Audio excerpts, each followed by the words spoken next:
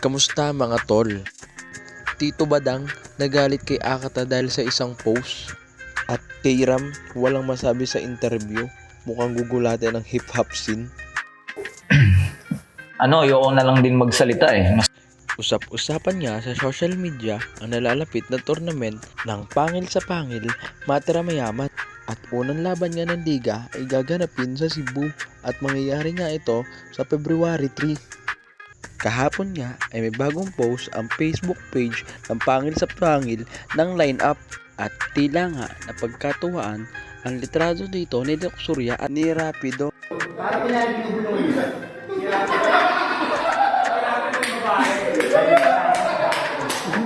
So parang ganito siya. Dito mo yakap. Para ko yung mga kapregan to, ganyan.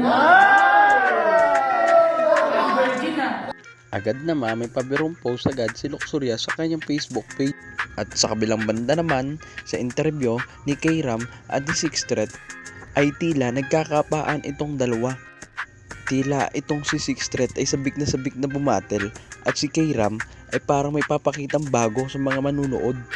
Sa palagay mo ba may bago silang makikita or maririnig sa isang Sixth Street? Yeah, tingnan natin. Ikaw, Kayram, anong ine-expect ng mga fans sa paparating na laban mo sa Cebu?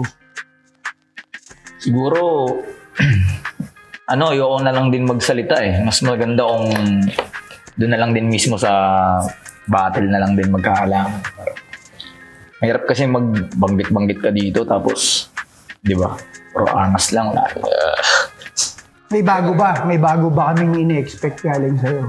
Na ihahain mo sa amin? Sinusubukan ko naman boss na na mas masigitan yung performance ko sa mga past battles ko. Inaaral ko pa din. At sa kabilang banda, si Tito Badang ay nagalit tila kay Akata sa kanyang post.